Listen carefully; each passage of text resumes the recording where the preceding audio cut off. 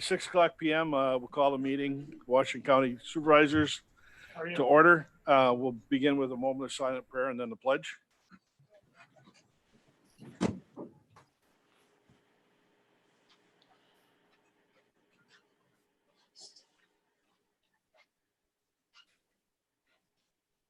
Pledge allegiance to the flag of the United States of America and to the republic for which it stands, one nation, under God, indivisible, with liberty and justice for all. Okay. Roll call. We have Supervisor Mahalik, Supervisor Guzzi, and Supervisor Bishop that are on Zoom. Supervisor Berg is excused. The notice of the meeting, this is a meeting of the Washington County Board of Supervisors. Prior to this meeting, public notice was given by posting a copy of the agenda in the office of County Clerk and emailing the agenda to the West Bend Daily News, which is the official newspaper. In addition, the agenda was emailed to CNI newspapers, Express News, the Kewaskum Statesman, Milwaukee Journal Sentinel, WIBD, WMBZ Radio, and WTKM Radio. The above action is in conformity with the state of Wisconsin's open meeting law. A couple announcements before we get started. Since we do have people on Zoom that are supervisors and we have other people, citizens, please speak directly into the microphone so that they can hear. Okay. Even if you're this far away and talking like this, you really can't hear it. They really can't hear it. So you really need to get into it. You also have access cards on your desk. And what that is for is if you want to bring a constituent in and use the conference area of the chairperson's office, feel free to do so. You come in, do your Zoom meetings in there, whatever you want to do.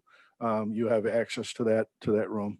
So it's not that big, but I think you get 6 people in there if you need to bring a constituent and don't want to do it at your home or at a restaurant or something. So first order of business is the consent agenda. I'll take a motion to accept. Supervisor Kelly, Supervisor Sorcy.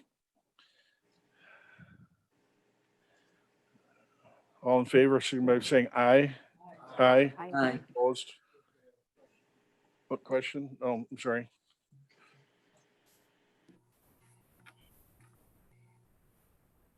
Thanks. Thank you. Supervisor Murray. Yes, sir. In reference to using the facility of the office upstairs, should scheduling that be coordinated with someone's office? With the clerk's office, if you want to use it, just contact them. All right, very good. Thank you. I don't really expect it to be used all that much, but there may be some cases where you want to use it. Okay, thank you.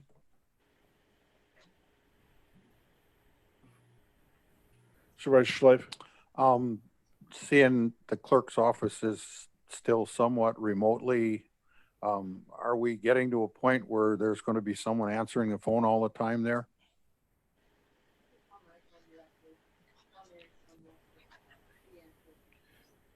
Thank you. You know, usually I usually take office hours usually in the morning, like 8 till noon, and the door's always open there when I'm in. So the door's open. I mean, you could call me direct at the office, or you can call me direct too. And if you can't get a hold of anybody at the clerk's office, just give me a buzz. Okay. Moving on to personal appearances, letters, and other communications. Christian for EDWC and a report. Why don't you come right up over here? And you can control. You have that on there? It goes on there. And then does this mic work for Yeah. the Zoom?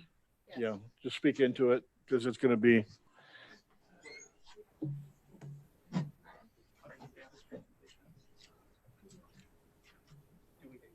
it on jump drive or is it? It's right here on the computer. So, Yeah, it should be.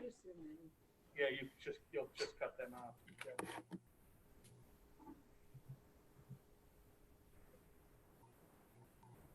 Here.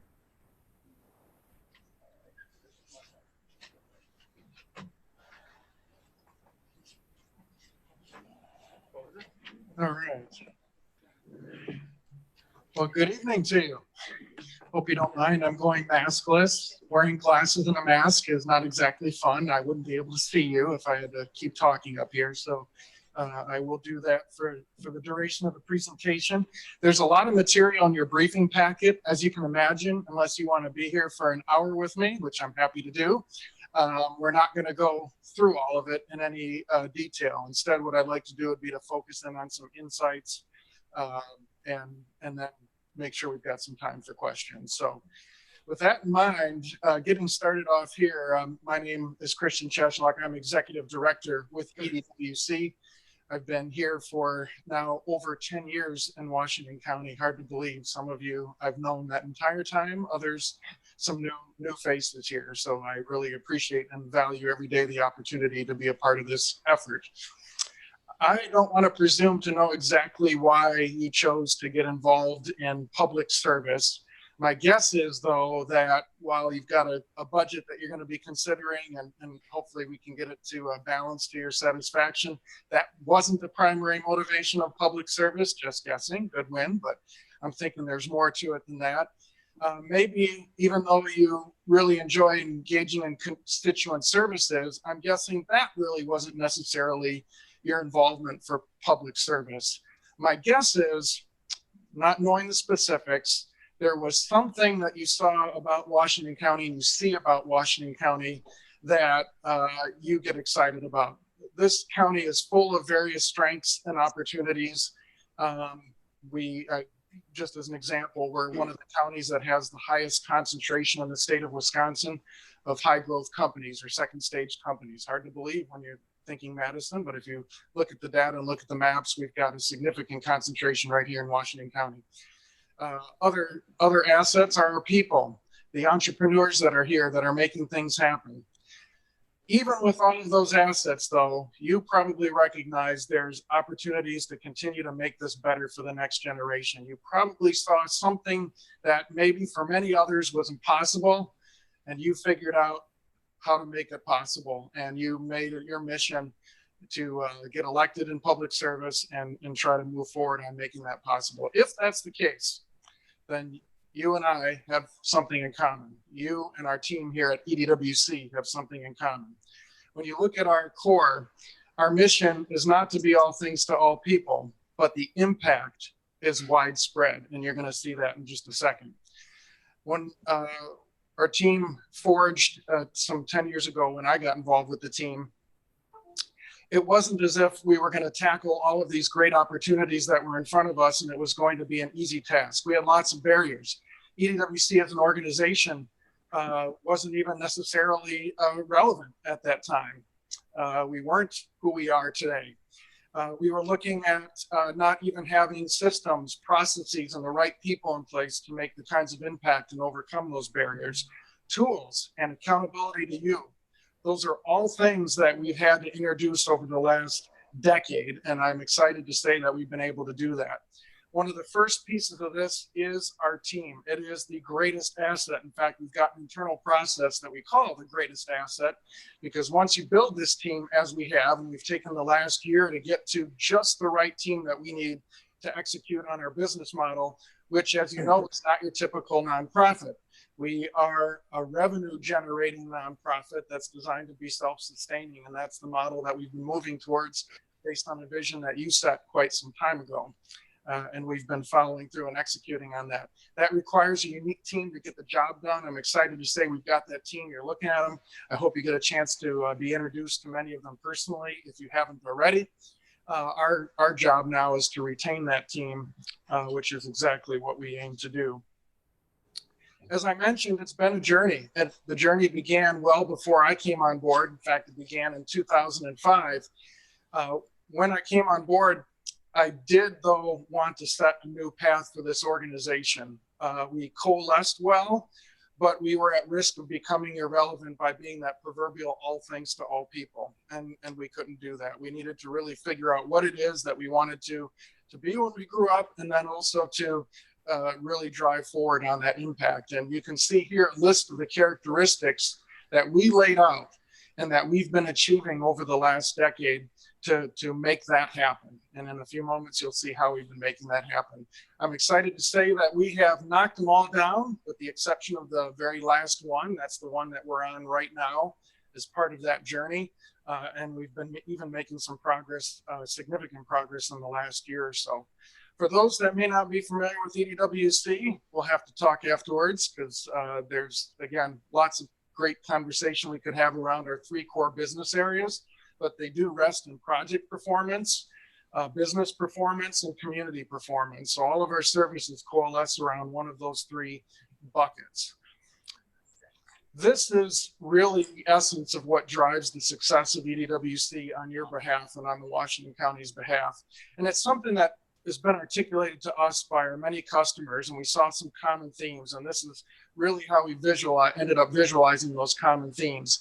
At the end of the day, one of the things that they talk about, the businesses in Washington County that work with us talk about, that makes us different from others they may have worked with in the past, is that we do take time to really uncover what matters for that business, and we have the ability to execute to get to results. So a lot of other economic development corporations, even within our own region, are focused at marketing and structuring deals, but they don't really have the capacity to execute to get them all the way through. And not only that, we target where it matters, so we can spend any taxpayer resources that may be involved in the deal extremely wisely. This is our secret sauce. I could wax poetic about the way that we engage this. It's inspiring to be on a team that truly gets it. But really the 4 key components are business model, which you see here, which is really the approach that we take in getting things done. Then you've got the strategy, which is the layout of the how. Horizon is a tool that I'll share with you in a second, is what makes us accountable to you and the team internally. And then of course there's the execution, and that's focused in on impacts. We affectionately refer to this inside the organization as the spaghetti graphic. We used to mark it as confidential, and then we just figured out nobody's going to know what the hell it means anyway. So who cares? Publish it. In essence, in a nutshell, what you see here is multiple points of entry and multiple points of value into being a part of EDWC and working with that growth company. So no matter where the growth company might enter into our business model and receive and experience that excellence and value, we then have another opportunity to leverage that for yet another place of growth. And that's really what that's illustrating. So whether you come in for financing or consulting, there's yet another opportunity for us to add value. And that's really the essence of the economic engine, or the growth engine, that we've built over the last several years. The how we get it done is also different from maybe what you've heard about in other EDCs, in that we are not necessarily here to be that key marketing agent, although we do work hard to be not just excellent spokespeople, but effective spokespeople for Washington County and the communities in our county on any attraction projects that there may be. But at the end of the day, our focus is on being that top-notch consultative practice that happens to engage in economic development. So that means we're adding value for our Washington County businesses and entrepreneurs on a daily basis.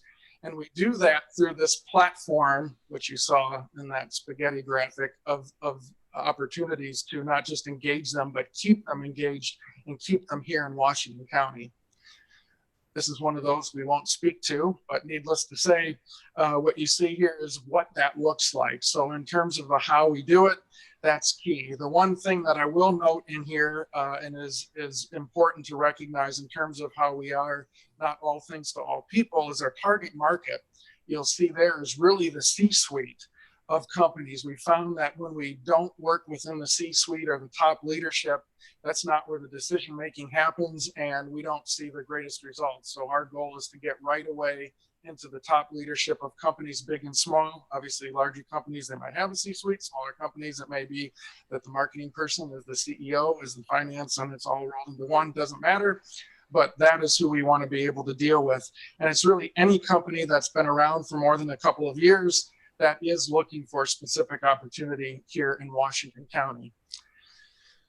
One of our newer innovations has really been to take some of the growth that we've been engaged in and making us accountable for those that have been along the journey since I've been here. You'll recognize that we've had dashboards in the past, and we've since evolved those dashboards. And now we've made that a web-enabled portal where we are actually managing the inside of our business all in the cloud, and holding our team accountable and holding to targets, and also using this as a way to peek around the corners. We're not immune to COVID right now. When you look at our current dashboard, and this is just the top side, there's layers that go underneath that. We've got quite a bit of red on it at the moment. There is one really important green, at least in terms of our financial growth objectives as an organization. And again, I'll stress this is an internal dashboard. It's not how we measure our impacts out in communities, but rather how we measure our execution. You'll note that our cumulative net revenue is within where we targeted and where we have planned to be. And what that's telling you is, yes, there's absolutely risk in the market that we're not immune to. What's happening in COVID, the extremely low interest rate environment. If there's a silver lining to it, as any business, you want to be able to undergo a stress test. We just didn't think that we would be undergoing the stress test the minute we started moving over to this next iteration of the business model. But if we can make it through the next couple of years, which we're on target to do, we can make it through anything. So in essence, that green on the bottom is key. We're managing the risk in the red that you see successfully. And then we're also moving forward. So the way that this works really is there's 4 columns of engagement in our strategy, 4 areas of focus. You can read those across the top for yourself. In case you're wondering, the GPTW is a great place to work. Again, we're all about the team because that's where we're adding value. So we need to be able to retain the team. So we've got some initiatives that are focused around that. I'd be happy to get into more detail or address any questions that you might have. At the end of the day, though, none of that matters unless we're generating the impacts that we set. This is a graphic that just summarizes the multiple levels of impact in 2019. I would just draw your attention to the impact matters, those concentric circles. As you'll see in a second, we've engaged yet a new tool in the last 12 months that allows us to analyze the actual impact on sales taxes, payroll growth, the things that you care about. If you remember that mission, you saw prosperous lives in that mission. Those are the ways that we're assessing impact. And when you look at those numbers, they're pretty powerful in and of themselves. And you'll see in a second, even more powerful than we had originally anticipated. But what they're really showing is that we have indeed established that growth engine. So for example, the investments that you as a board have made through the sales tax to start an evergreen fund and revolving loan fund to support economic development projects and activities, that fund is paying off and is becoming self-sustaining and creating that engine of growth. The other key differentiator in here is you'll notice that there's collaboration and heavy amounts of it. You'll see the dashboard that you may have been exposed to before through the site redevelopment program and program committee. That partnership is one of the key pieces that drives the way that we do things different here in Washington County from many other locations across the state. And really the 2 pieces that are illustrated in this particular slide here, and you may recognize it, it's just down the way. It's the development in downtown West Bend. And then you'll see the quote there from Craig, of course, but the key things to take away here are the high level of collaboration. We've almost started to take some of this for granted here in Washington County because candidly, we're kind of good at it. And by we, I mean all of us in this room. We're really good at collaborating. Perfect? No, but really good and effective. We should not take that for granted. That's not happening across the state. That is a key element of our secret sauce. The other key piece of it is leverage. So it's not just about what incentive can we insert in a deal. It's about what incentive goes into the deal in the right place at just the right amount to make the biggest impact and no more. That's really what we assess every day as we look at these projects.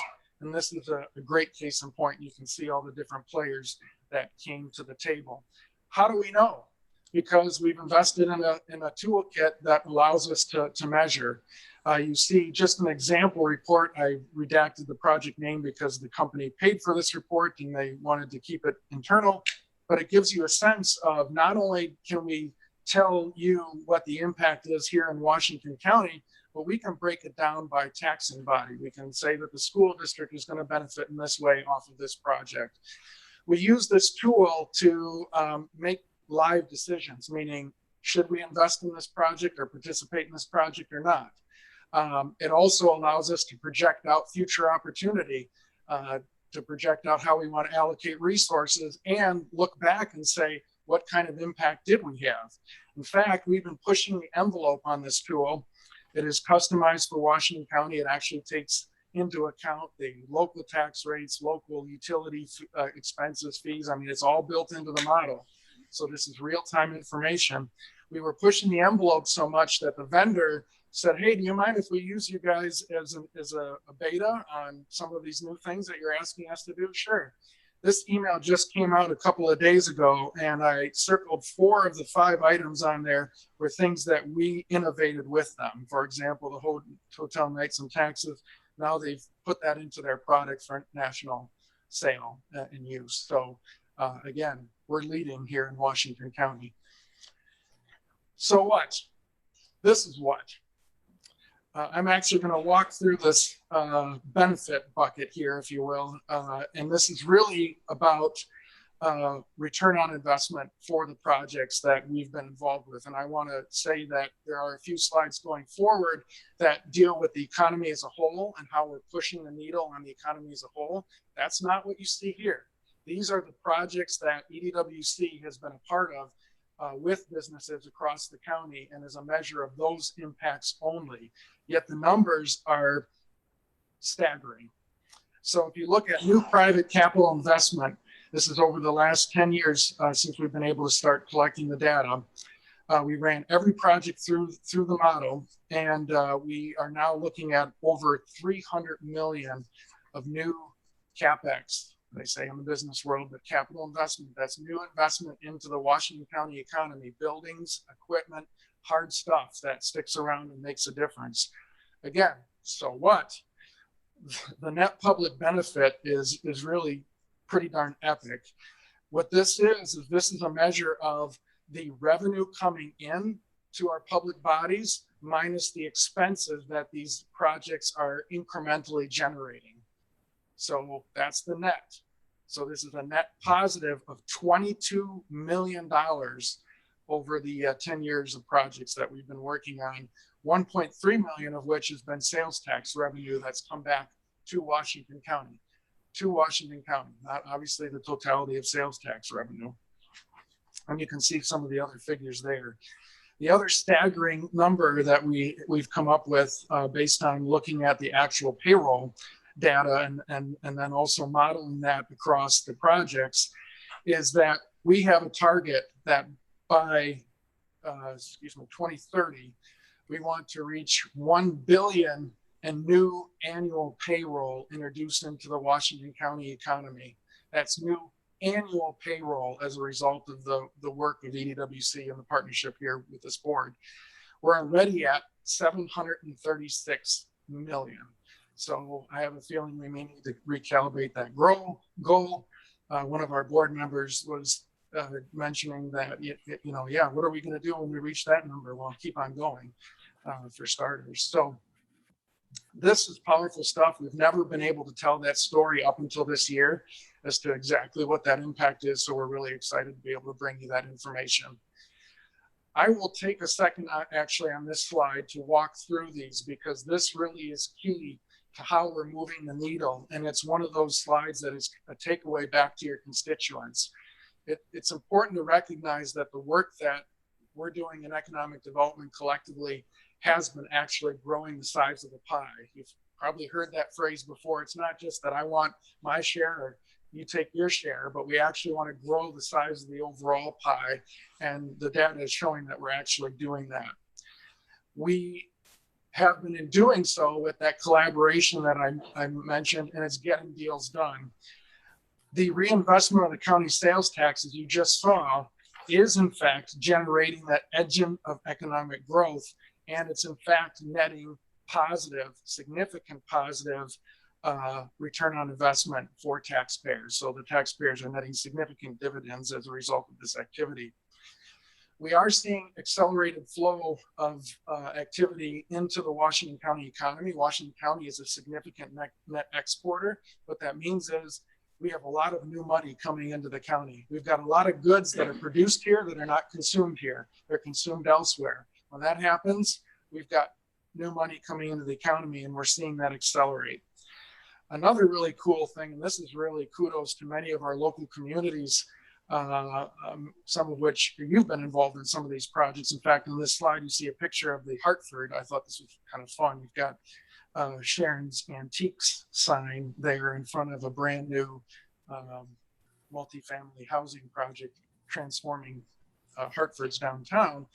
What's exciting about these projects is it's not just about the amenity you create. It's about people living there, having a sense of place, and being able to engage in commerce right in their own home. So you have to have that full portfolio going on in order to make that happen. That is happening here. But just in case you don't want to take my word for it, there's a couple of slides here that demonstrate that in real time. Washington County is now, as at least pre-COVID, was ranked 10th in terms of GDP growth, not GDP, GDP growth, which is exactly what we're targeting and moving the needle. Incoming investment, again, that's investment from the outside coming into Washington County, ranked 15th in the state. That wasn't the case, and that's not accidental. That is indeed moving the needle.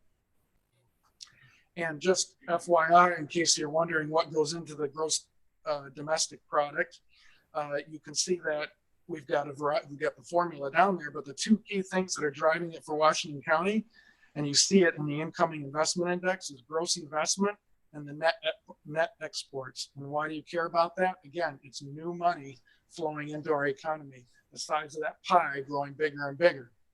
So when we talk about job creation, it's pretty cool to say, oh yeah, we were involved in part working with companies that have created, over 1,000 jobs, multiple thousands, whatever.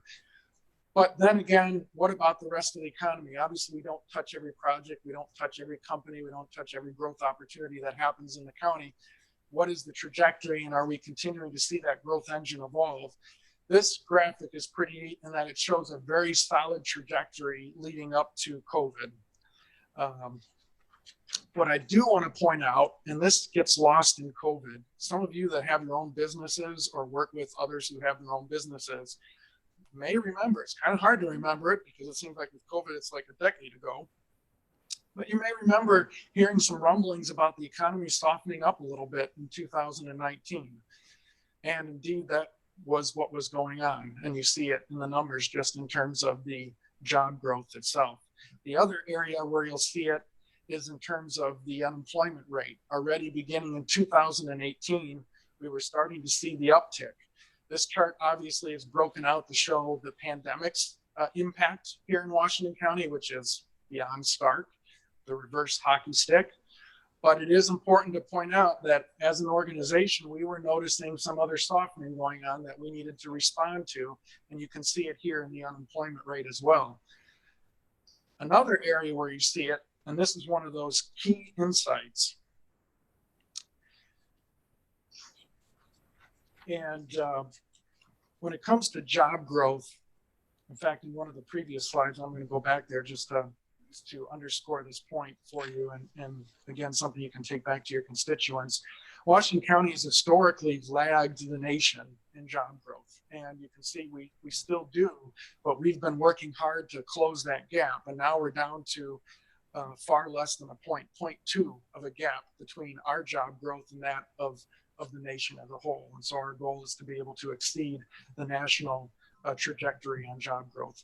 But coming back to this, labor participation, basically in a nutshell, that is the percent of individuals who are working or looking for work in the entire population of Washington County. So if you look back at 2016, you can see that nearly over 70% of the population here in Washington County was either working or looking for work, actively looking for work. What is maybe remarkable is that that was 2016. There are several years of declining labor participation going on in the county. And you might be asking, what's that all about? Well, obviously you see January to March 20, and then in April we had a significant decline that is due to COVID. But this labor force participation rate had been declining well ahead of that. And it's something that we had noticed, and we'd been developing some strategies to counterbalance. This explains part of the reason why. If you recall, it's again a percent of the total population. So there's going to be some people who are leaving that workforce, the retirees.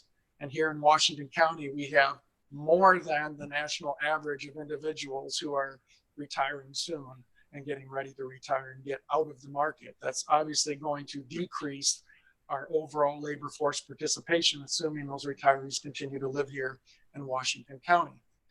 On the other side of it, when folks leave the market, the labor force, you want others to backfill and come in, right? Well, there's really two places you're going to get that from.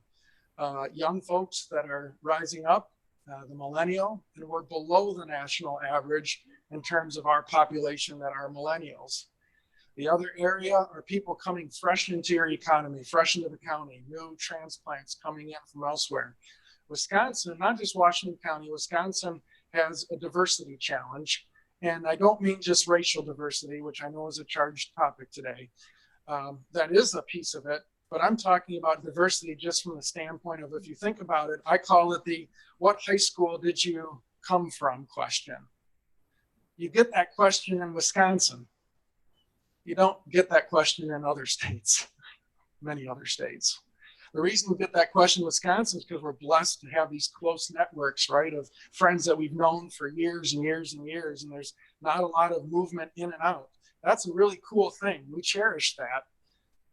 But from a labor force participation, if we want to continue to grow, we need really three things. We need entrepreneurial creativity. We got that in spades. We need money. Well, maybe we don't got that in spades, but we've made some serious strides on the financial aspect. Cash flow is not a real issue. You need people. That's what I see as our biggest challenge coming forward into that. And we've already been getting out in front of that. I had mentioned some of the housing projects that are going on. We need to have a portfolio of housing that allows people to come in and move from their first apartment to their first starter home, to their family home, to a place that they're going to retire in. And we've been making significant strides as a county on that front. We've got more work to do. As a result, we've also created a new segment in our loan portfolio, a very targeted segment that's designed to work with the housing market and development to try to create churn in the market. If you've ever tried to buy a house or know somebody's tried to buy a house, there's just almost nothing out there for inventory. We've got to create some more churn in the market and create some opportunities. So with that said, yes, COVID's been affecting us. The key takeaway there, though, is don't let yourself get lost in the noise of COVID. There's other things that are at work, other things that we need to be paying attention to, and other things that we will address. Because yes, this too shall pass. We shall make our way through COVID. That said, we needed to respond. Here are many different ways that we responded. Be happy to get into more details at some point. If love to chat with you either individually or otherwise. The key thing I'd like to focus in on tonight, though, is not everybody was able to take advantage of the CARES Act. You probably read that. There were businesses and segments of our economy that were left behind. They had to deal with new costs coming from COVID. They had to refine and retool their business models. So new costs, new business model. And in their case, they just had to jump into that new normal. And so our response, while significant, we think we can do more. And just to put a personal face on it, don't know if you know this individual. She would probably kill me if she knew which picture we put on here of her. But hey, it's on our website, so fair game. In any event, Peggy Fisher is the owner of a longtime company in truly your Main Street business down in West Bend. founded in 1995. You see the details. Bottom line is she's had a long time staff. She's built a solid business.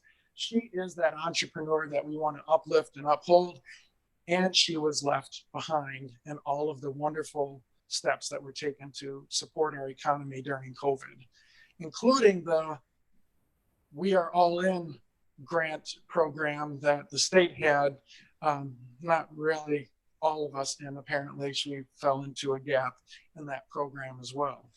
So recognizing that that's out there, we have were asked actually by the county executive office to consider this problem and come back with proposals, which we've done. And you see here, we've summarized the issue for you. Our proposal is to create a targeted microloan program, and we would do that by carving money out of our current RLF allocation, but we would backstop it with a guarantee from the county. And I think that's a topic that's coming up on your agenda, obviously a little bit later, because we are dealing with a slightly higher risk situation, particularly if we want to deploy the funds quickly and make it useful for those businesses that were left behind, and make sure that in Washington County, no business is left behind, that we truly are open for business as we go forward. You have a term sheet in your packet somewhere.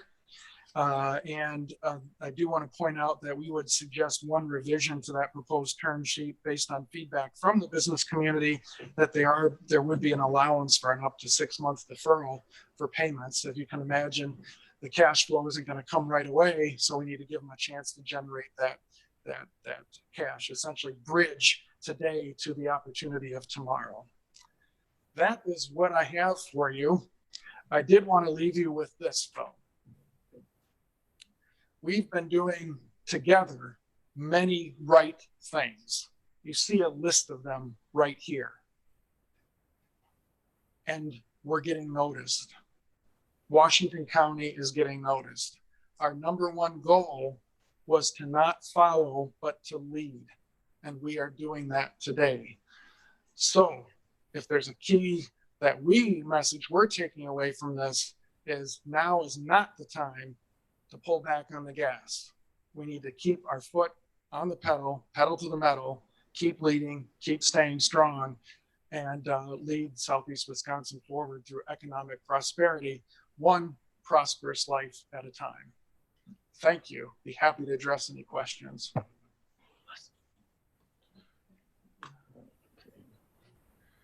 Supervisor Dice. Thank you, Mr. Chairman.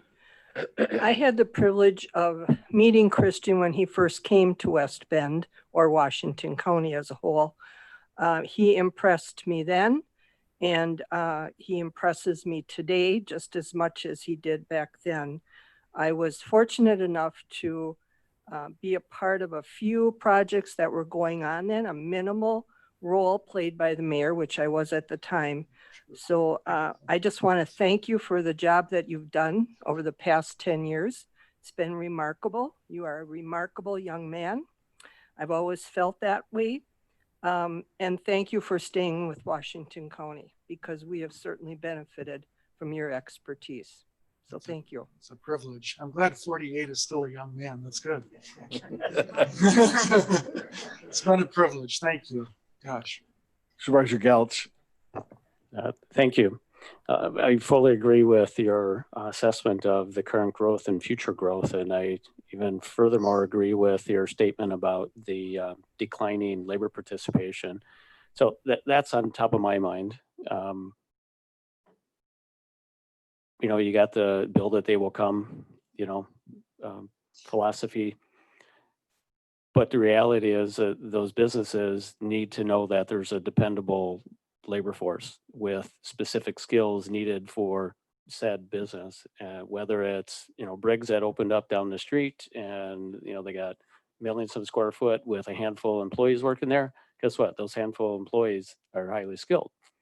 Well, if you can't find them or they don't want to commute, what other strategies are you envisioning beyond the housing stock to help bridge that declining labor participation gap? Well, to reinforce your point first, flying back on this graphic, you may hear from a constituent or two that, well, gee, we solved our problem.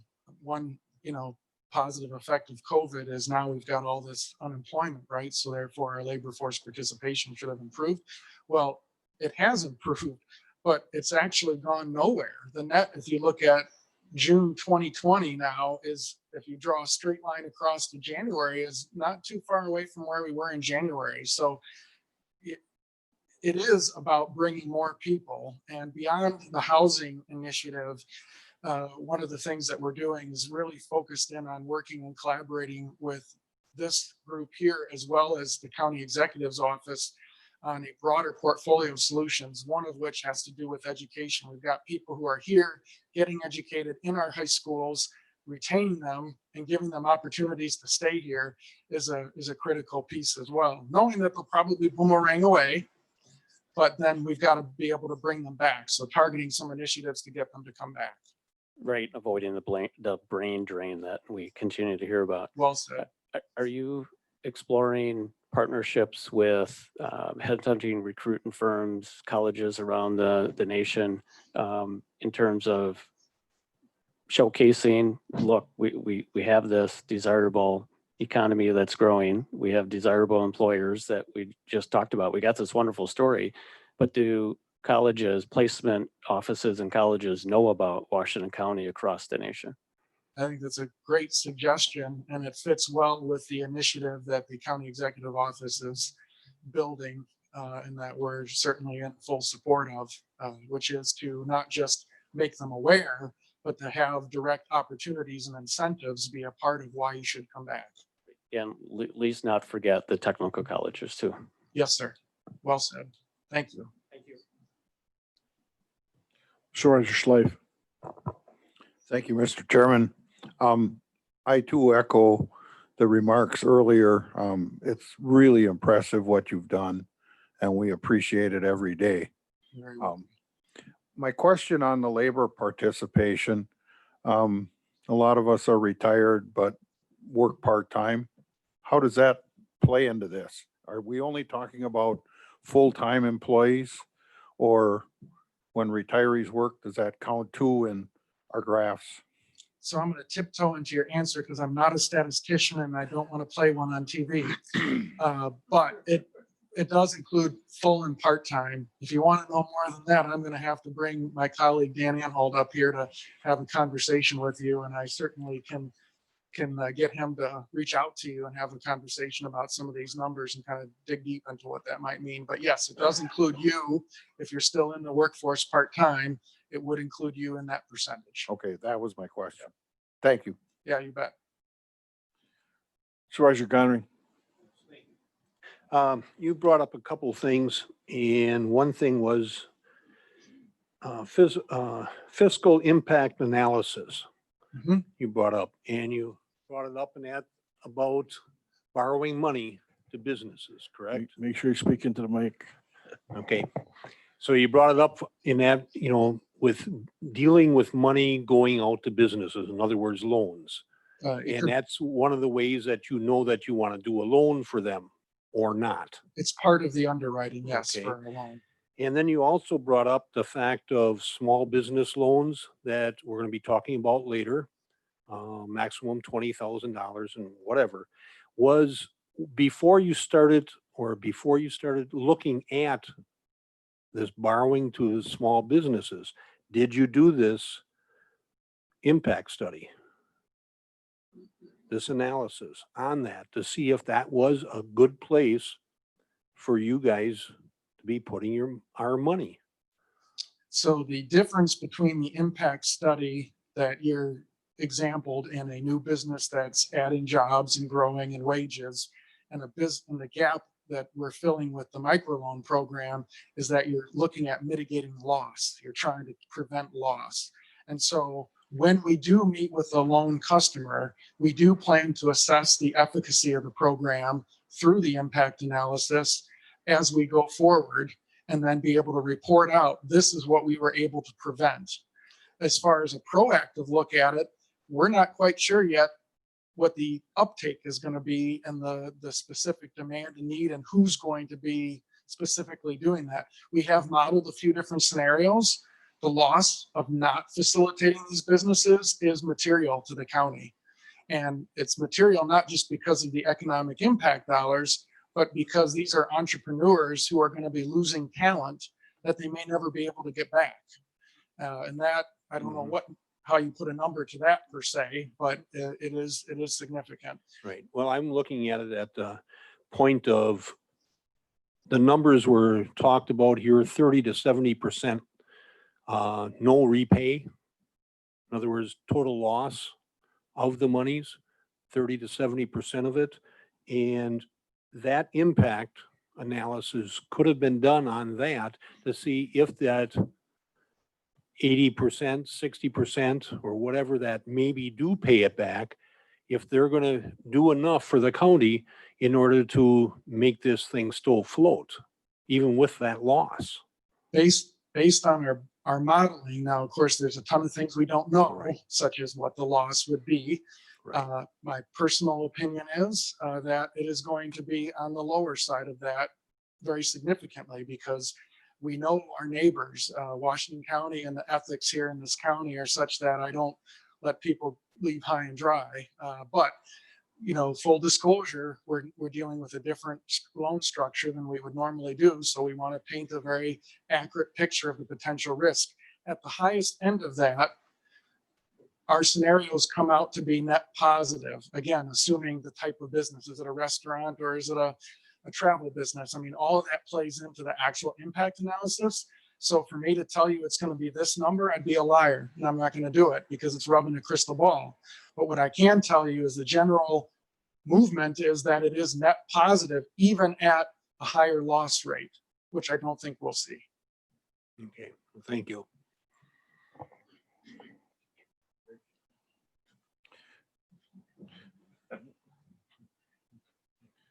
Supervisor Conrad. Yes, I have a question. It's kind of twofold. You spoke of people who are actively looking for work. Can you define that and where those numbers come from? And then do you look at the characteristics of those individuals for, the growth opportunities and try and match the two? You spoke, because we spoke of, reaching out to colleges and including the technical colleges. So do you match those individuals, looking actually for the work, their characteristics then to, the potential workforce and the businesses that you're trying to attract or build or keep? So there was more than two questions in Oh. that, but Well, I uh, tried. very, very astute set of questions, and it is wandering into the data analytics territory that is not my area of expertise. But what I can tell you, and then again, the rest, I'd be happy to set up a conversation with our analysis team that would be able to get to those very specific answers. And I'll be noting you as well for potential follow-up here if you're interested. But the gist of what you're saying is, how do they count? One of the questions is, how do they count, if you're looking or not? I don't have the specifics on that, other than that I can tell you that they're using governmental data that ranges from unemployment filings, and as part of unemployment, obviously you're mandated to be looking for work and those sorts of things. And then they're comparing that against the total population as a whole based on census information. So this is massaging of governmental data to get to that number. Deeper than that, and I'm going to need to bring somebody else in. I don't want to play the expert. As far as how do we include that in matching and in that role, that's an opportunity. I think there's more work that we can do in that space. There are some of the partners that we work with, such as workforce development, that really is fine-tuning their matching and how they're getting better and better at making sure that we don't have people who are looking and an opportunity that they could match and the two aren't connecting. We're getting collectively better at that as an organization, as a county. I think there's more things that we can do, and that really, you're raising something that could be embedded into that strategy that I was talking about earlier in some of our other conversations that we had as well. So really appreciate your insights on that.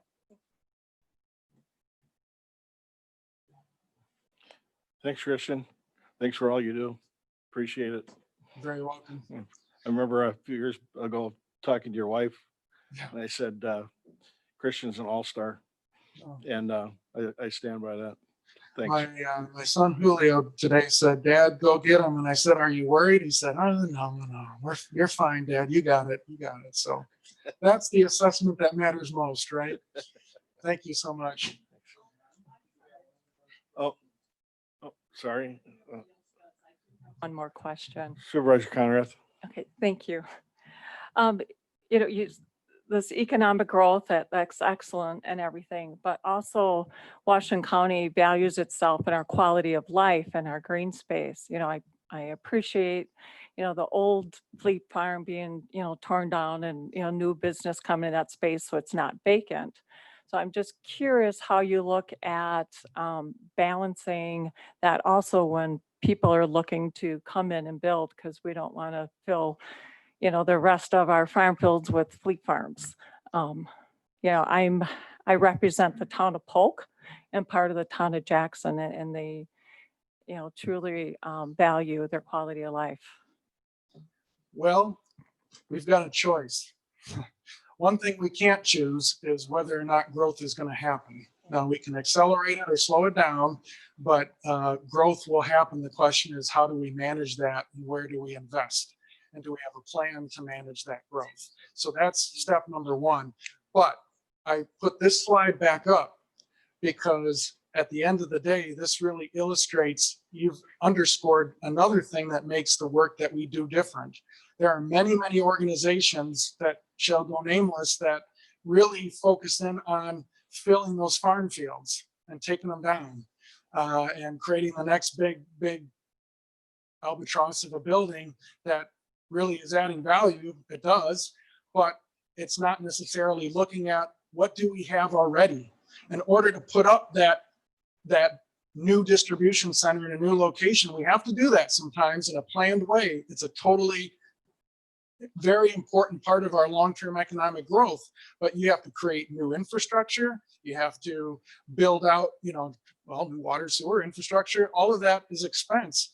We have places in our county that it's already there and it's being underutilized. Case in point, some of our downtown areas, the county's investment in the site redevelopment program and that committee is a cornerstone to addressing one of the key concerns that you have, which is let's first make use of the assets that we already have and aren't being deployed in their optimal way.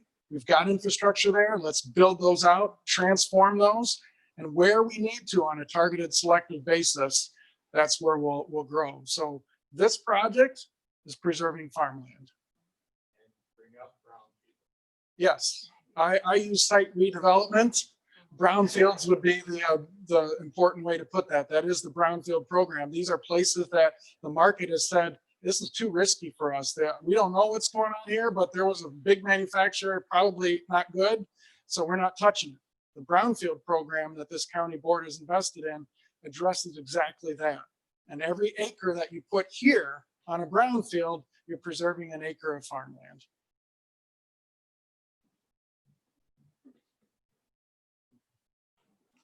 Okay, thank you. Thank you.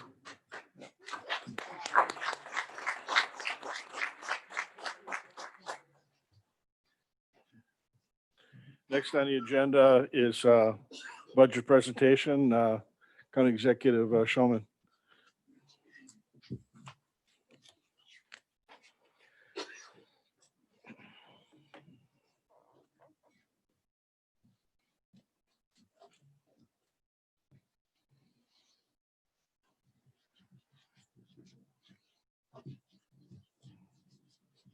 Good evening. Chairman Griefel, members of the county board, Sheriff Schulteis, District Attorney Benson, Register of Deeds Martin, Clerk Reichert, Clerk of Courts Russell, Treasurer Merton, members of the cabinet, and citizens of Washington County. Thank you for the opportunity to present my first budget address as York County Executive. Throughout the budget process, we have engaged leaders of this board and this organization to ensure the priorities of this body were included in our budget. The entire team, from committee chairs to constitutional officers to cabinet members, to managers and others worked on this budget to ensure that for the first time since 1999, it is truly a balanced budget without using our savings account.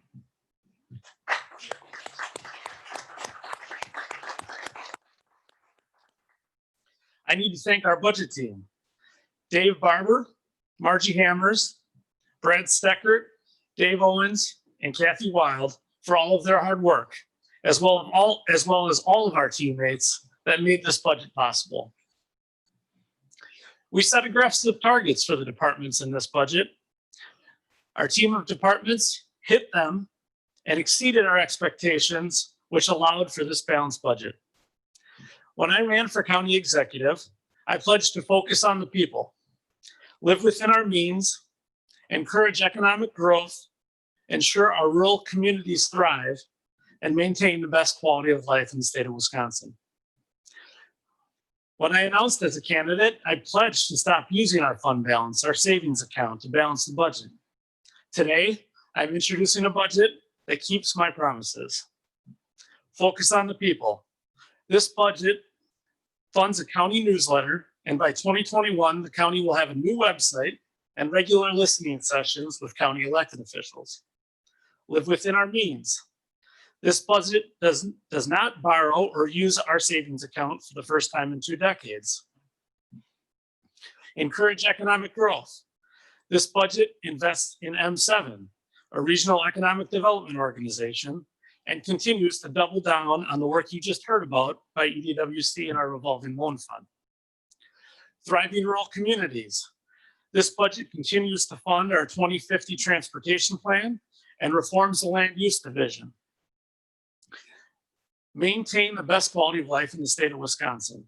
This budget significantly increases funds to the sheriff's office and invests in the park system without using any tax levy. Throughout my time as administrator, I partnered with this board to set the table for the 2021 budget. We have a conservative budget which we can all be proud of. Washington County will remain one of the few governments in the state of Wisconsin without any financing of the debt levy. There is no new borrowing in this budget. Most local governments raise taxes to borrow. All of our debt obligations are funded through the normal operational levy. While this could change with the future of the Samaritan campus, we are positioned to seek public support for that borrowing. Other local governments use borrowing for short-term capital, regular maintenance, or operations. Borrowing for the sake of borrowing or balancing budgets is simply reckless. Any future borrowing for Washington County must have the support of our citizens and must be for major new construction or reconstruction capital projects. Most citizens in Washington County would not build a new house with cash. Thus, if we invest in a new senior living home, borrowing is prudent. Most citizens in Washington County don't borrow to do regular planned maintenance on their homes. Therefore, neither will we. This budget lowers the tax rate to $2.24 per thousand of equalized value, which is 62 cents lower than when I came to the county 7 years ago. That's a 22% decrease in just 7 years. This is largely possible due to the expansive growth in the county, which you just heard about. Washington County's net new construction was 2% in 2019. That's the highest, by the way, since the property tax levy limits that we are currently familiar with since 2011. Wisconsin local governments may grow the levy at a rate not to exceed net new construction. For Washington County, this was $682,000. This represents one of our largest increases in net new construction, demonstrating the effectiveness of our investment in economic development in EDWC. Admittedly, this budget will raise the tax levy. Some might attack us for growing government and raising taxes in this budget. However, consistent with our priorities, I am requesting we invest nearly every dollar of levy growth into the sheriff's office. While local governments across our nation are recklessly executing defund the police policies, I am asking you to increase our commitment. Nearly every new levy dollar, 93%, is invested to fund our law enforcement to maintain the best quality of life in Washington County.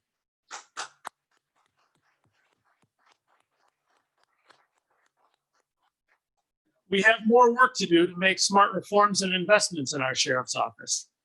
In the coming months, I hope to roll out a policy proposal with the sheriff. As county executive, I will defend the police.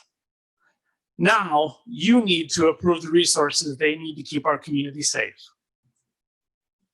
To illustrate our commitment to ensuring a safe and secure community, let our actions speak for themselves. When I came to the county 7 years ago, the levy used for operations was just over $34.8 million. The sheriff's share of the levy was $15.2 million.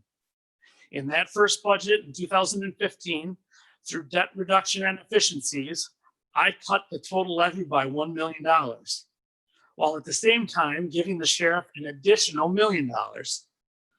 Today, our total operating levy is just over $36.9 million.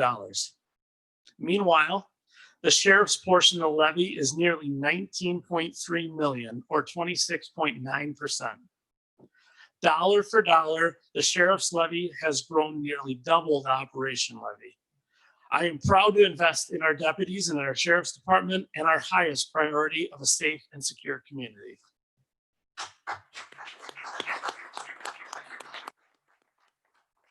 As you can see, while other municipalities use government math, raid their savings accounts, or creative borrowing to continue to be all things to all people, in Washington County, we set a clear vision, mission, values, and priorities, and we fund those priorities. One of the innovative ways we achieve this is through our Parks Fiscal Sustainability Plan, which aims to get the park system off the property tax levy. This is similar to the approach Governor Walker used for the state parks. Tonight, I am announcing that in 2021, the parks will officially be completely off the levy.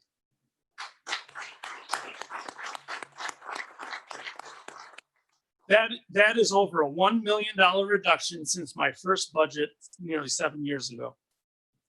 Jamie Ludovic and her team have done an outstanding job getting us to this point and reforming the entire Parks and Planning Department.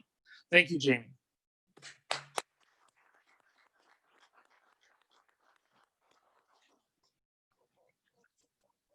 Not only is the park system off the levy, we are improving the parks, and those who use the parks are paying for the new amenities.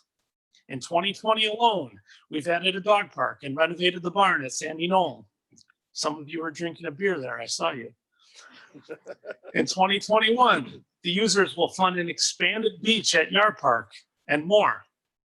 In the coming year, I will also make a proposal to keep a campaign promise by pivoting from a Parks Fiscal Sustainability Plan to a Parks Fiscally Thriving Plan, which will include a variety of strategies and initiatives aimed not only at maintaining the beautiful properties and amenities, but also expanding and improving on them while still independent of property tax levy funding.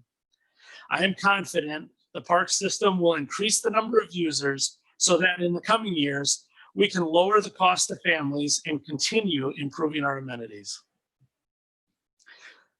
We have heard for years from customers and contractors about the importance of flexibility, speed, understanding, and competence, moving at the speed of business for the county's regulatory functions, including the permitting of sanitary, shoreland, floodplain, and wetland and stormwater. This budget begins to answer these calls for reform. We are immediately focusing on our thriving rural communities with the merging of 3 former divisions: land and water conservation, land use, and planning. Along with reforming and deregulating, this restructuring will reorient the division to focus on the people rather than the government rules and regulations. This reform will protect and improve land and water resources, fulfilling our priorities of economic growth and vitality and safe and secure community. We have an outstanding team dedicated to this cause. I am fully confident in them to deliver the best service to our citizens at less taxpayer cost. This budget continues to fund access to basic needs to ensure the best quality of life in the state of Wisconsin for our residents. We will begin our second year of the drug treatment court. Julie Driscoll and her team will continue to implement electronic health records, which will lead to better service for clients and efficiencies for her team. Our team continually looks for collaboration opportunities to improve our quality of life. Recently, Waukesha County Executive Paul Farrell, Waukesha County Board Chairman Paul Decker, Chairman Griefall, and I signed a letter of support for a state grant to continue Elevate's drug abuse prevention program in schools across both counties. For 3 years, this intergovernmental cooperation, coupled with the nonprofit partnership, has provided drug prevention education to thousands of students. Our public works team, led by Scott Schmidt, continue to keep our facilities clean, even in the midst of COVID-19. Scott's logistics team has provided PPE to businesses, local governments, public safety agencies, and schools across the county. We will continue to fully fund our 2050 transportation plan without begging for new taxes and potentially without further borrowing. In 2021, we will work with the city of West Bend and the village of Kewaskum to develop their own road plans. This is the first step in inventorying the roads in these municipalities to figure out what it would take to just fix it. And after we're done there, we'll go to other municipalities. In Washington County, we just fixed it 2 years ago. Now it's time for our staff to help our municipal partners do exactly the same thing. Recently, I asked Dave Barber, our Director of Administration, to create a team of current county employees dedicated to budget, policy, and analytics. In the 2021 budget, we will bring together experts from human resources, finance, and information technology. This team can provide elevated services to other departments with accurate, timely, and objective reporting of information and recommendations and detailed public policy analysis. This new department will develop new initiatives to make government suck just a little bit less.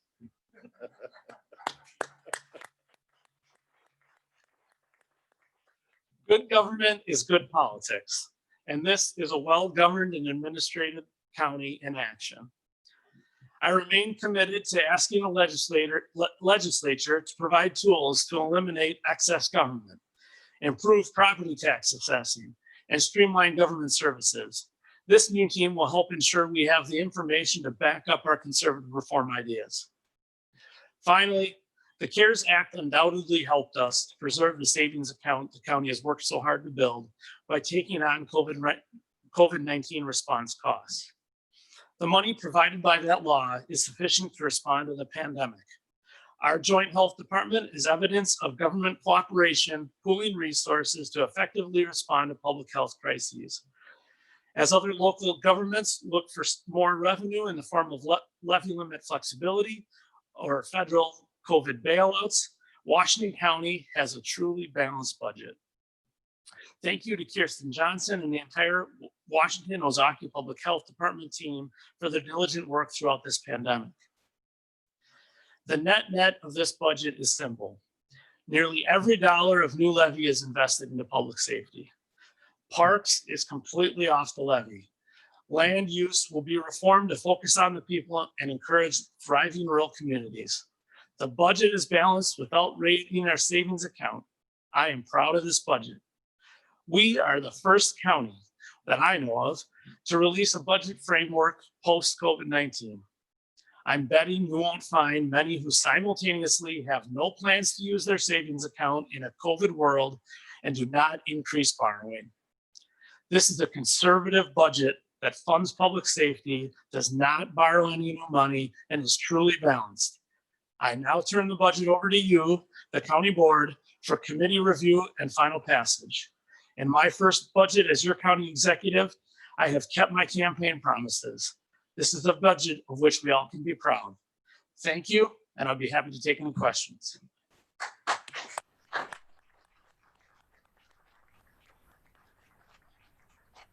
Mr. Chairman, Supervisor Mahalik, do I need to click you on here? Thank you very much. I'm hoping you can hear me. Yep. Super. I can hear you. Go ahead. Okay, thank you very much. First, I wanted to commend County Executive Showman for doing an outstanding job. The points that he made are extraordinarily important, and that's especially things like getting the park off the levee and having the wherewithal to, through a COVID world, keep us on track to have the conservative budget that he had. So especially kudos for that. I do have one concern, and that is, I think we've talked about it a little bit before, and I hope it is in going through committee and then when it comes back up for discussion, the fact that the larger municipalities, most likely West Bend, Hartford, and Germantown, all have police departments, and we are also looking to do what you're doing in increasing things, but increasing our commitment to law enforcement. I believe it's very important in this crazy world we're living in. But we don't use the sheriff. And we're a good part, if you take the three municipalities I just named and look at it as a percentage of the Washington County, I'm not saying we don't use anything from the sheriff, but vastly less than a lot of the other communities. So what we're doing again is literally holding up or over supporting the rural communities where we have our own police forces with our own PSAPs, and we're having to pay all this extra money for sheriff.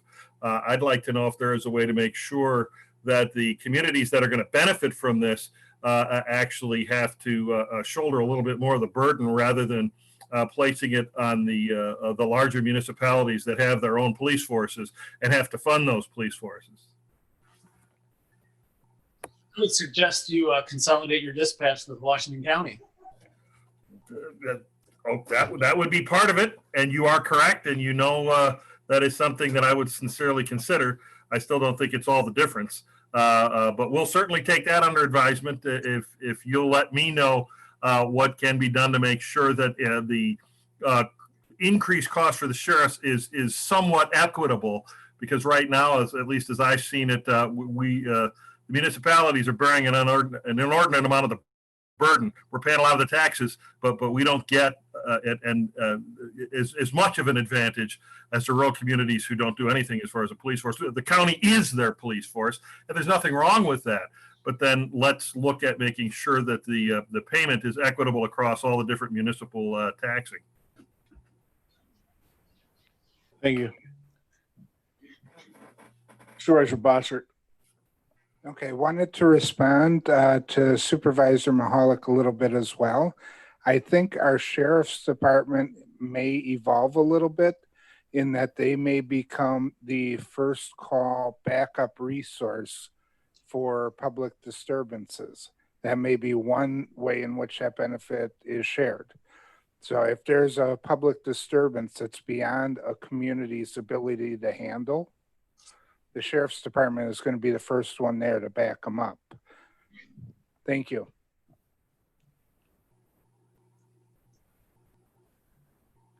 See no further questions. Did I miss anybody on Zoom? Okay. Thank you, County Executive Shulman. Thank you.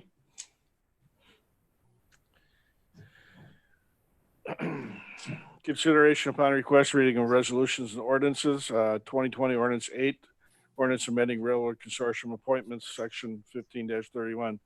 Entertain a motion. Supervisor Mary, Supervisor Hartwig. We need any explanation on that? If not, any questions? Supervisor Schleif. Supervisor Schleif, sorry. In my nearly 5 years on this board, I have been one of our representatives for the Railroad Consortium. So I'll explain a little bit of background. When I was first named to the consortium, I was named by Rick Gundrum, who was our former chairperson. And Dan Getz was also a member and had been for a long term. So there we were named by the chairperson. And then Rick went off to Madison and you took over and you named the next one. So what this ordinance is doing is really just getting us back to what we've been doing for the last 5 years at least. Thank you. Thank you.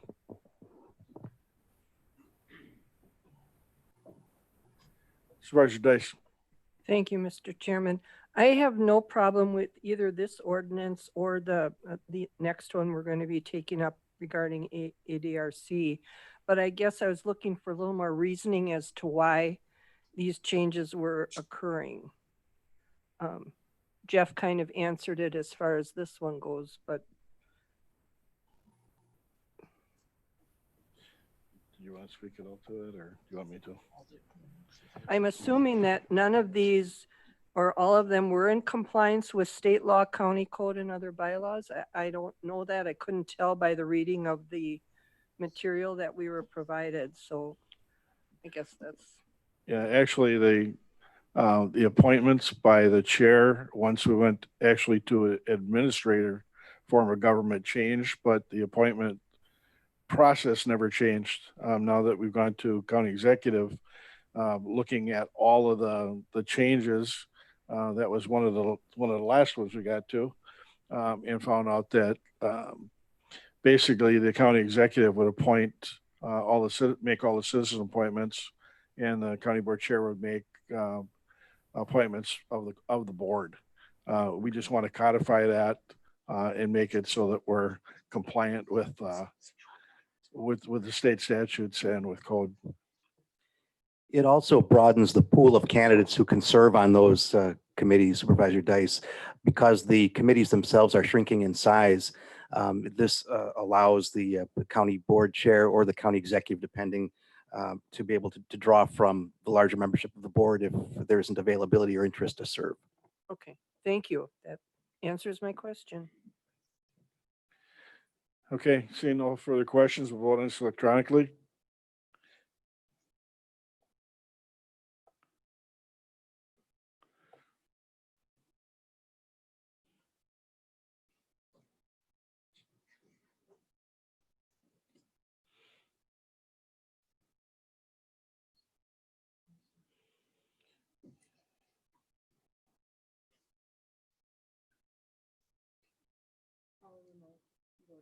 Okay.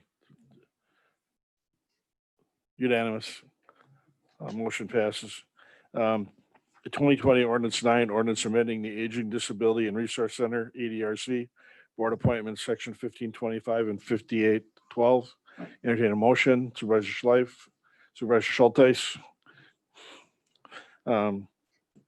Any questions on that? Seeing none, we'll vote on that electronically.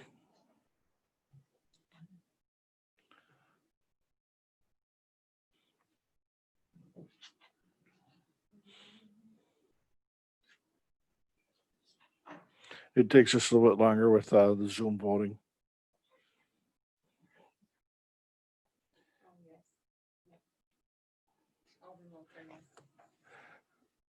Unanimous. Motion passes. 2020 Resolution 22 authorized county to transfer property to Forward Contractors LLC and enter into redevelopment agreement.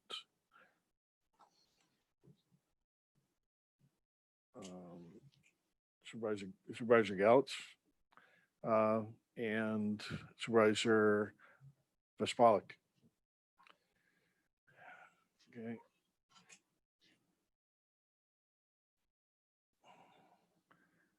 Supervisor Krebs. Thank you, Mr. Chairman. In the county board report, under the discussion portion, it talks that the county put out a RFP for this property. Do we know how many proposals were received, or who made the selection to present Forward Contractors tonight? I believe there was only one.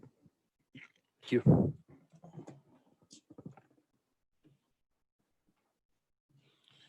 See no other questions?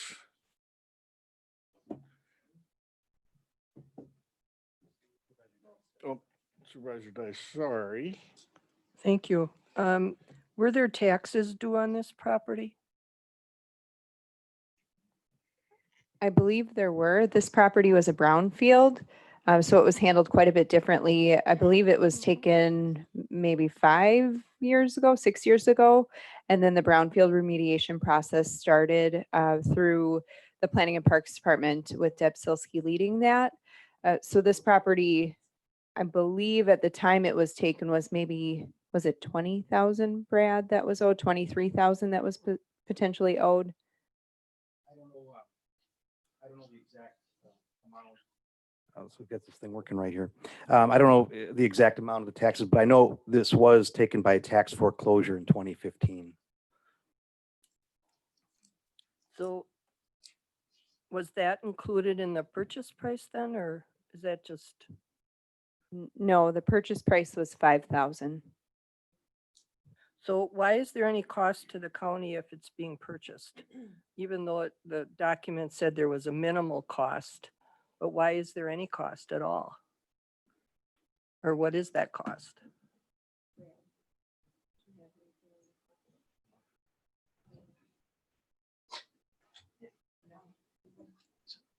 Do you have any- just- Why is the question? No, you gotta- You need to go to the microphone.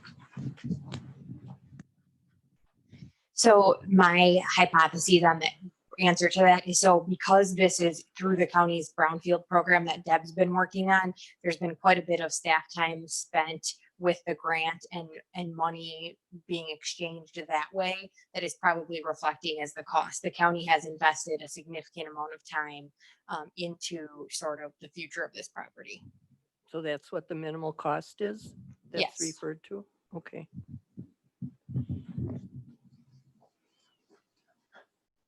Does that answer your question then? I guess so. You guess so? Yeah, I think it's more the time spent and the man hours that went into the remediation process is where the cost would lie. Okay, see no further questions. Vote on this electronically.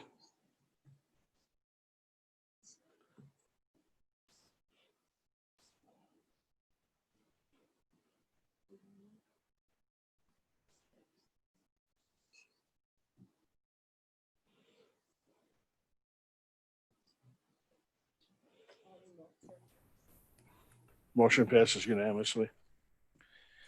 2020 Resolution 23, authorize COVID-19 short-term microloan program to assist small businesses in Washington County.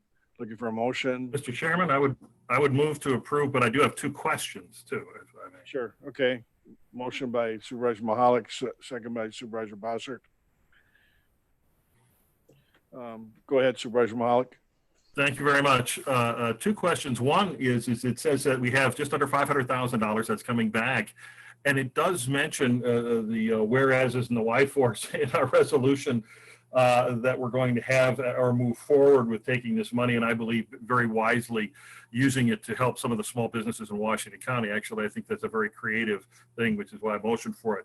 But it doesn't actually give an end date. It says, you know, once it's shut down, then we'll take the rest of the money and use it for offsetting property taxes, but there is no date.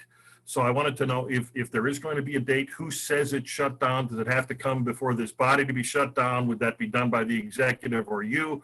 And then the second question is, if we're going to set up a segregated fund, I just recommend not necessarily calling it the Miller Park tax, because then it'll be the AmFam Stadium tax if we go on too long.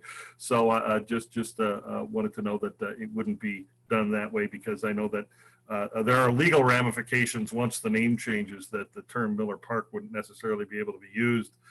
And I guess I would refer to Brad for that, if just to make sure that we're okay on that. But do we have an end date in mind, or is this just going to go on until the money's gone?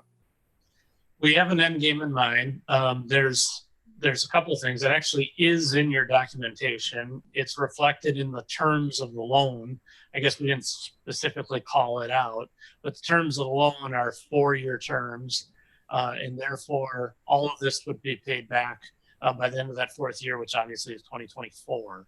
Right. So 2024 budget, we would be budgeting, we'd be planning in the 2024 budget to have a reduction in a levy. Super, thank you.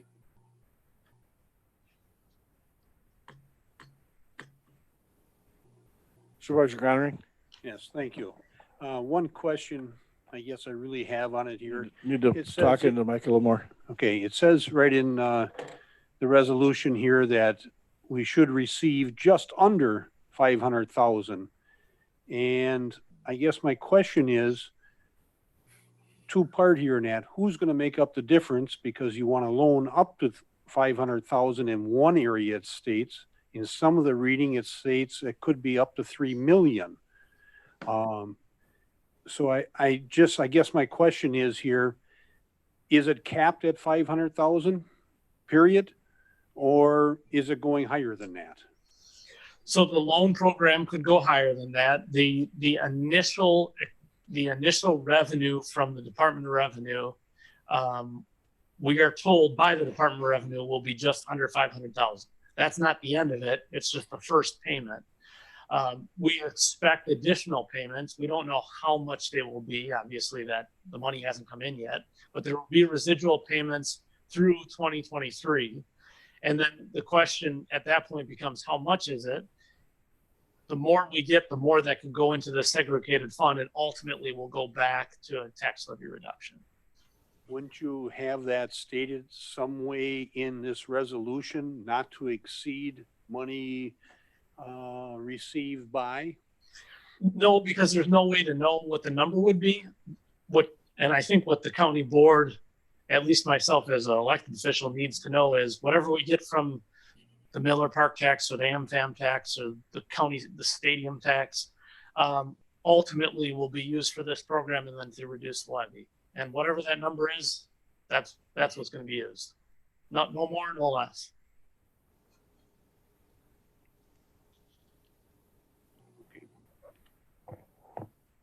My suggestion would be if you're not satisfied with that, vote no. Supervisor Krebs? Thank you, Mr. Chairman. In Christian's earlier presentation, he talked about a possible 6-month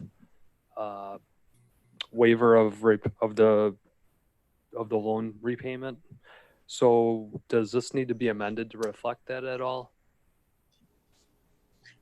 I don't believe it does. I believe that'll be in the terms of the agreement itself, which will figure itself out. In addition to that, I have no concerns with still cashing out that fund and reducing the levy appropriately. And the reason I don't have any concerns is, as Christian alluded to, the likelihood of default is probably lower because this is literally neighbors borrowing neighbors' money.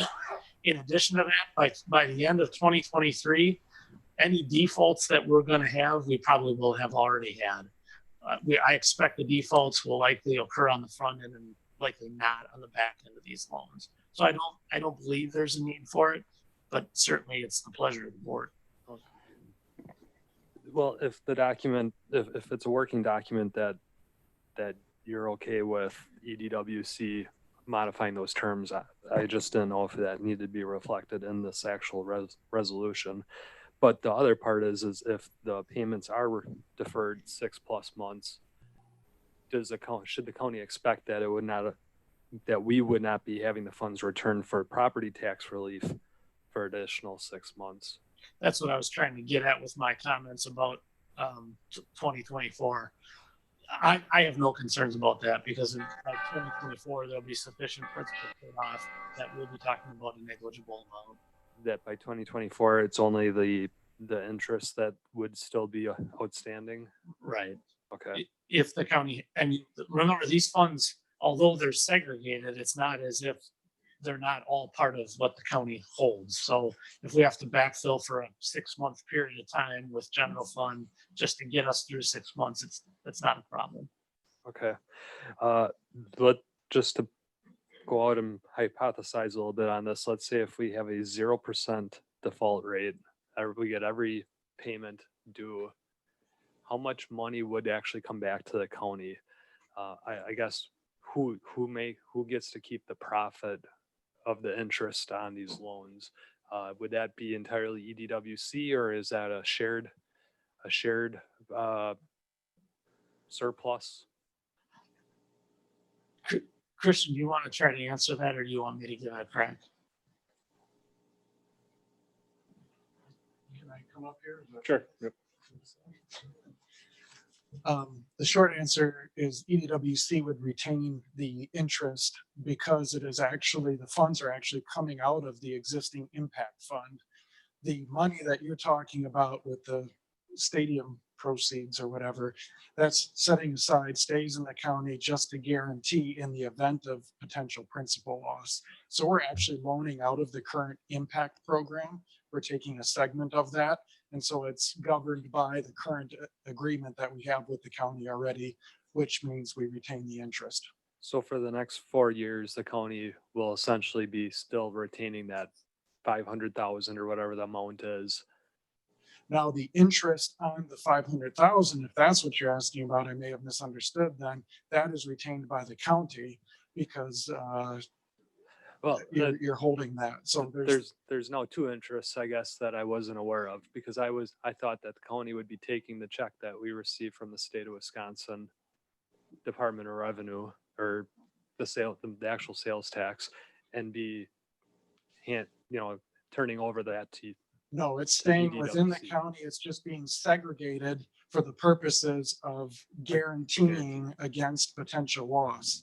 The money that's actually going out to the businesses that's being deployed is coming from the impact fund dollars. Okay, so there's the interest that of the actual interest of the money that the county's going to be holding, but then there's also the interest on the loans that Right. EDWC is. The interest on the loans that is being paid back, that EDWC manages that fund, that interest on the payments that are coming back is retained by EDWC as part of our fee structure. Okay, perfect. Yep. No, that clears that up. That makes more sense.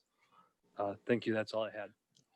Great. And if I could just add one more thought on that earlier question, there's an automatic throttle limiter in the term sheet regarding the amount not exceeding what is available, and that we will not loan under this program anything that any money's up. Let me rephrase that. We will only loan up to the point of the dollar amount of the guarantee. So to be simple, if the guarantee amount that's available is $5, the only loans that we would make under this program are $5, and that is built into the agreement. So there is a limiter on it built into the term sheet.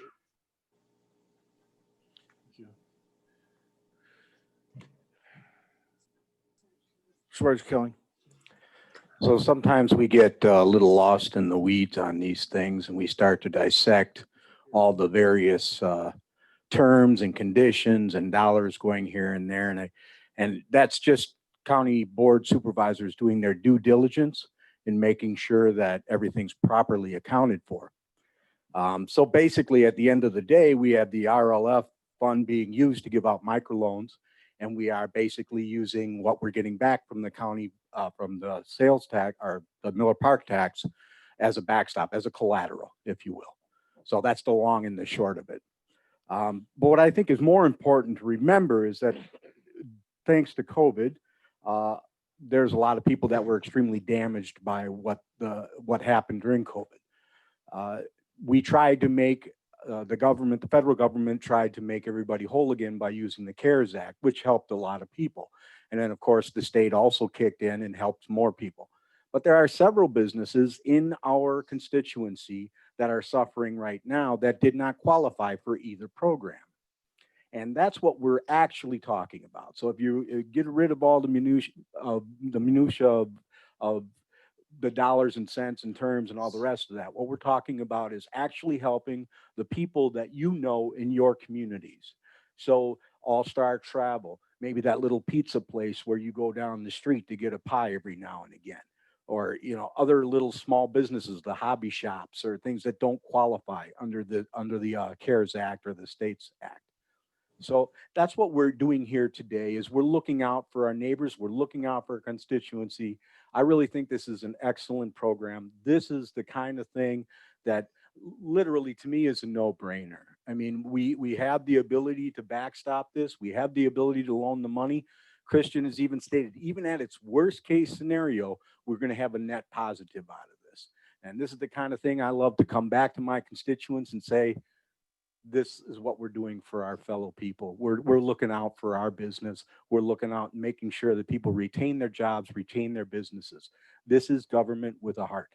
So I would highly suggest that we want to pass this 100%. Thank you very much. Thank you. Supervisor Hartwig. Thank you, Mr. Chairman. I guess I'd like to ask Josh this question. Do you remember when stadium tax, didn't it go on? It was supposed to be in sunset like a decade ago and it kept on going. Now this is going to last for, would you say to 2023 or? So the stadium tax has expired, but there's a closeout period. So collections continue. It's not a simple turn the spigot off and it all stops. It'll still come in slowly. The first payment is almost $500,000, 400, whatever the number is in your packet. And there will be subsequent payments because there's all these businesses across all the counties who are collecting. And then eventually it'll trickle down to nothing. So that's what's happening over the next few years. It's not as if the tax continues. It's just a matter of procedurally getting it to go away. Okay, so it won't continue on forever, right? That's correct. No, Okay, it will not continue. okay, It's thank you. effectively it's ended. Okay, thank you. Supervisor Bishop. Thank you, Mr. Chairman. Going back to what Supervisor Gonering was asking, in the heads of terms, it mentions up to $3 million. Where did that amount come from and what exactly is it? So when I asked EDWC to design a plan and how it would work, and Christian articulated this during his presentation, the plan was a minimum of $500,000 and a maximum of $3 million. So that's where that came from. It's part of the original discussion. Where we came up with the funding model was when we determined that the stadium tax, the Miller Park tax, was going to bring in $500,000. It made sense to tie the numbers directly together because I can't think of a better way to spend a useless sales tax that never should have been in place in the first place, but to give it back to the people who are actually paying it, and then whatever we have left, giving it back to the people who actually were paying the businesses that had it. So that's where the original came from, but there's no intention of ever going that high. Okay, thank you. Supervisor Galitz. Thank you, Chair. So yes, I understand that we're basically backing up to $500,000, and it just makes me pause a second. While supportive of it, should there be additional requirements for those loan applicants then, because that money is on the hook? So for example, not exactly what Supervisor Kelling was stating, but I would say, will those loan applicants need to demonstrate that they did not qualify for CARES or other programs? Otherwise, you have potential applicants who are double, triple dipping, and is that the intent of this? If this is intent to be a safety net for those businesses that weren't quote unquote eligible for CARES or others, shouldn't that be part of the criteria for the loan applicant? So I'd be worried about that if this were a forgivable loan, but it's not a forgivable loan. So it has to be paid back. So double dipping isn't a concern because it'll be paid back with interest. Right. I'm just saying though, since it's first come, first serve, as is implied, if someone isn't ready, knowledgeable about this, and we have needs out there, and once again, the more industrious small business owner finds out about it, hears about it, and they go grab it first, we're not solving the problem of those small business owners that are still stuck in the lurch.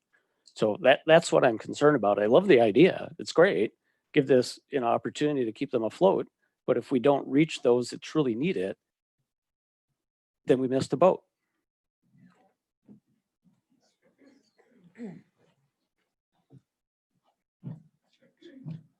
So I'll do what a politician normally does. I'll step in your shoes for a second and answer a previous question while I have the mic. The 3 million is actually responding to the earlier question regarding at what point in time do you cross over into something that doesn't make sense? That was the top end. 3 million is when you cross over to something that doesn't make sense from a net positive standpoints. But again, reinforcing we have no intention of getting up that way anyway. The county executive just asked for a range.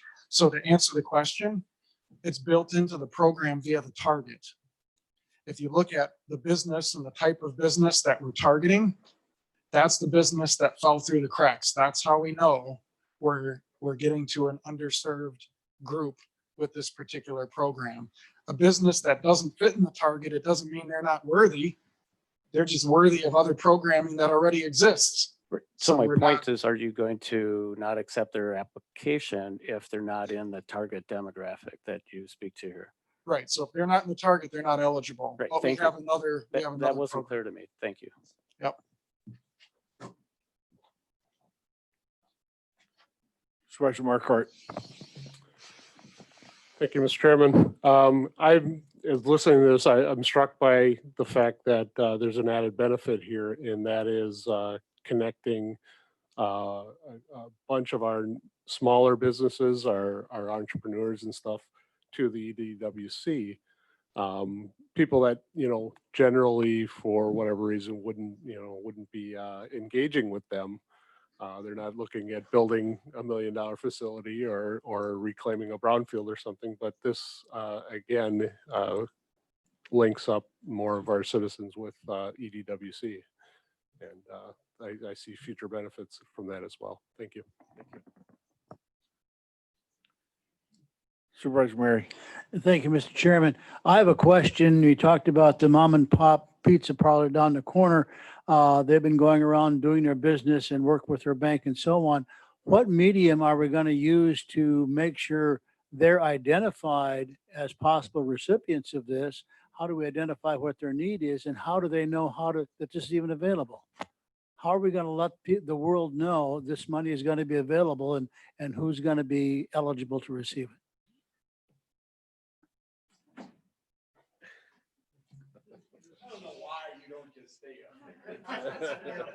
Trying to be respectful of, I don't know what the protocol is.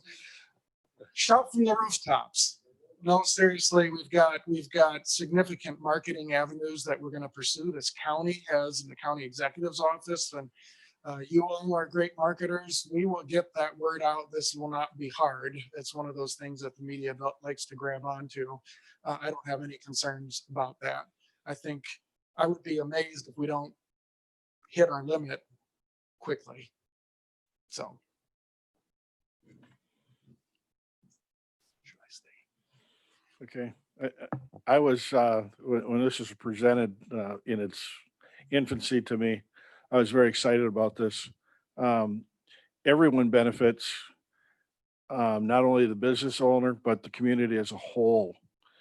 Every time a business closes, shutters its doors, and nationwide, this COVID is looking like it's going to take about 40% of your restaurants and your taverns are going to go under 40%. If this helps keep those afloat, it makes our community even enriches it that much more. So I was very excited when this was initially presented, and now that it's fleshed out, I'm even more in support of it. And I would think this would be a unanimous vote also. Thank you. Seeing no further comment, we'll vote on this electronically.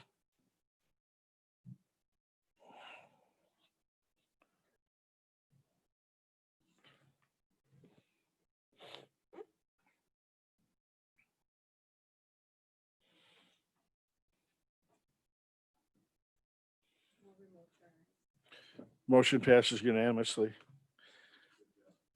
Thank you, everybody. 2020 Resolution 24, authorization for placement of juvenile secure detention as a disposition or short-term detention. I'm going to turn it over to Attorney Stern. If there are any questions, I'd be happy to answer them. This is really essentially just a formality. If you read the report in the packet, it's a resolution that we actually have passed on prior occasions. It's a longstanding practice here in the county. And because the validity of the prior versions of the resolution have been called into question recently by the court, because the law has changed since the last time we passed one of these, we thought it prudent to bring a fresh one before the board rather than argue the old one is still good and end up in court challenges on it. So asking you to pass this one tonight to freshen up our procedure. Okay, I'll entertain a motion. Supervisor Kelling, Supervisor Markwart. Are there any questions? Supervisor Dice? Thank you, Mr. Chairman. Brad, in the language at the end of the resolution, it states that the as amended language at the end is aimed at allowing the resolution remain valid even if the law changes in the future.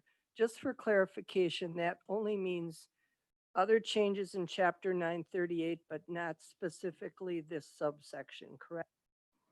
That's correct. And what I'm trying to accomplish here is avoiding the argument years down the road that this resolution is stale, because one of the challenges the past resolution is facing is that the law changed since 1998, and therefore the intent of the county board at that time can't possibly have withstood the test of time.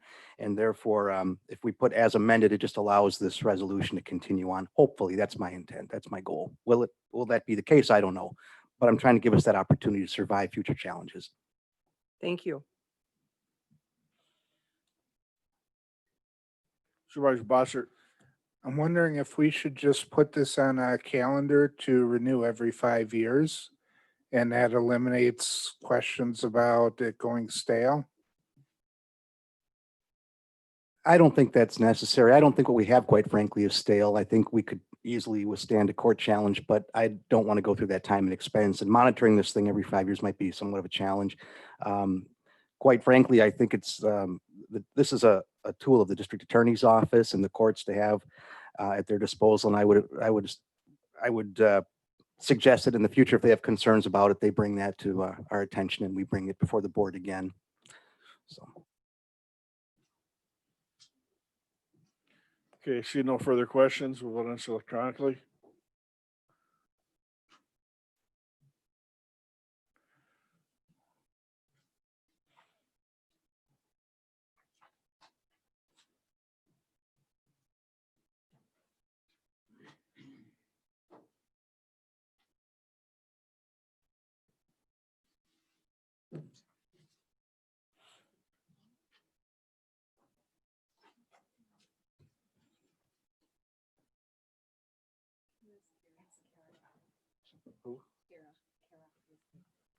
Kara, could you vote? Supervisor Guzzi? I did. I'll do it again. Yeah, they didn't get that one. I just sent it again. Okay.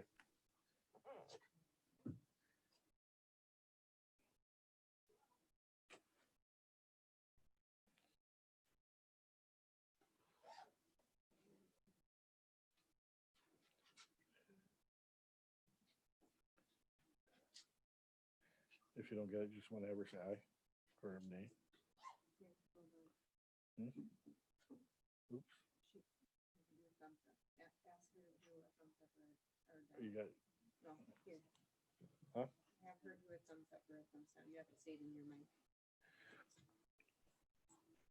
Supervisor Guzzi can just do a thumbs up or down.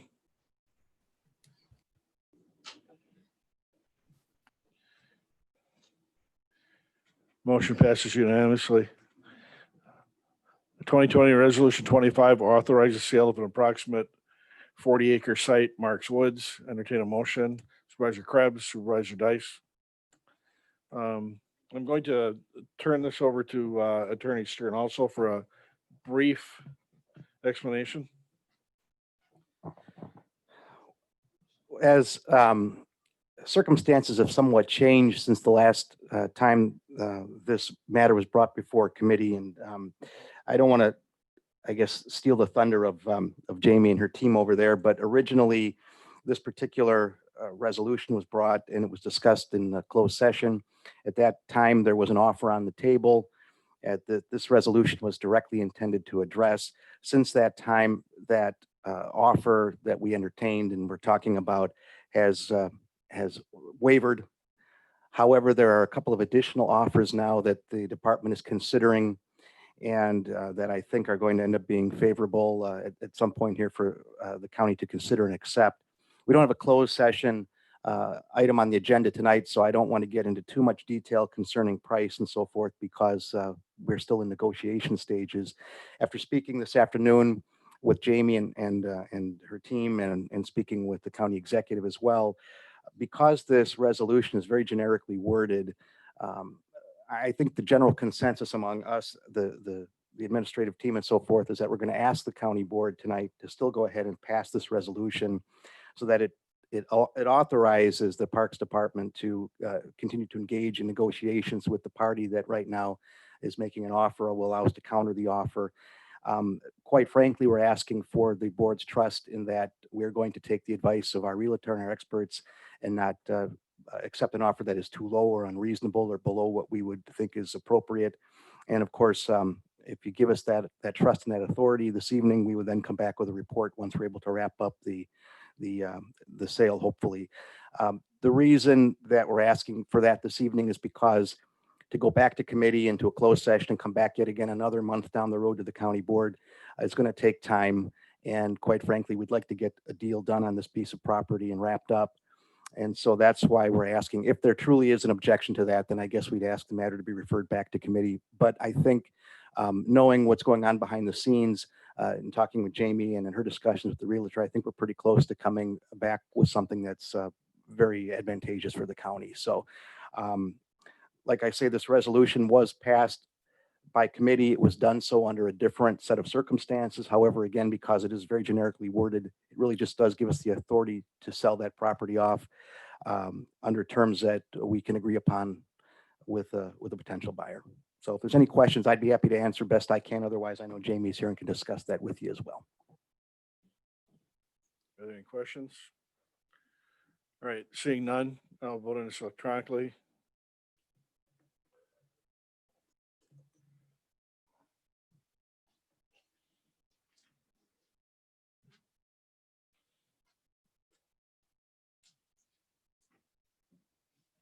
Did you get care of this then?